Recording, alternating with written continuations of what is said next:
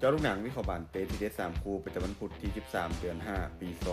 2026เขามาเริ่มกันที่คู่นึงในศึกพรีเมียร์ลีกอังกฤษในเวลา 20:00 ของคืนนี้การพบกันระหว่างแมนเชสเตอร์ซิตี้ห้องจากฝูงมี74คะแนนจะเปิดบ้านต้อนรับการมาเยือนของคริสตัลพาเลซอันดับ15มี44คะแนนซิตี้เจ้าบ้านพวกเขามีฟอร์มการเล่นโซนหลังที่ค่อนข้างมั่นใจและเก็บชัยชนะได้ค่อนข้างต่อเนื่องส่วนคริสตัลพาเลซพวกเขามีฟอร์มการเล่นโซนหลังที่ยังขึ้นลงแต่ในสถานการณ์ในลีกถือว่าร้อยโตพวกเขาน่าจะโฟกัสหลักอยู่ที่บ้านถ้วยคอนเฟอเรนซ์ลีกเกมนี้ภาพรวมยังคงให้ซิตี้เจ้าบ้านเหนือกว่าค่อนข้างชัดทั้งคุณภาพทีมเกมบุกและฟอร์มในช่วงหลังที่ชนะได้อย่างต่อเนื่องการคาดการณ์สกอร์ที่น่าจะเกิดขึ้นแมนเชสเตอร์ซิตี้จะเปิดบ้านเอาชนะคริสตัลพาเลซไปด้วยสกอร์3-1มาต่อที่คู่ที่2ในศึกโคปาอิตาลีเตะในเวลา 20:00 ของคืนนี้การพบกันระหว่างลาซิโอจะเปิดบ้านต้อนรับการมาเยือนของอินเตอร์มิลานลาซิโอเจ้าบ้านพวกเขาเล่นในบ้านมักจะเล่นได้ดีมีจังหวะการเล่นเกมสวนกลับไว้และเกมริมเส้นที่อันตรายแต่เวลาที่พวกเขาพบกับทีมระดับท็อปมักจะมีปัญหาในเรื่องการเล่นเกมรับที่มีแรงกดดันสูงและแนวรับยังคงพลาดง่าย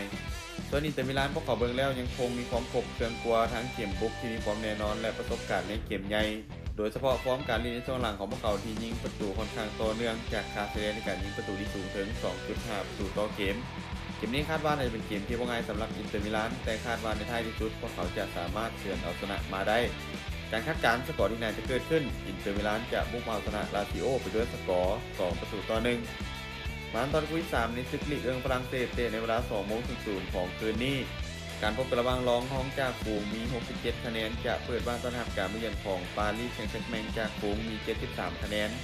รองจากบ้านพวกเขาซ้อมการเล่นโซนหลังที่ค่อนข้างดีเป็นทีมที่แพ้ยากเกมทำของทีมถือว่าเหนียวแน่นและเกมบุกคนยิงประตูได้ค่อนข้างต่อเนื่อง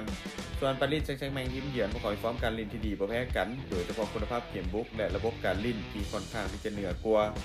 ผู้เกมคาดว่าปารีสพวกเขาเป็นฝ่ายที่ครองบอลและสร้างโอกาสได้หลายกว่าส่วนรองเกมนี้พวกเขาได้เปลี่ยนเป็นเรื่องเสียงเสียจากการเล่นในบ้านน่าจะบ่มาอุดหลายเกินไปมีโอกาสค่อนข้างสูงที่ทั้งสองจะเปิดเกมแรกกัน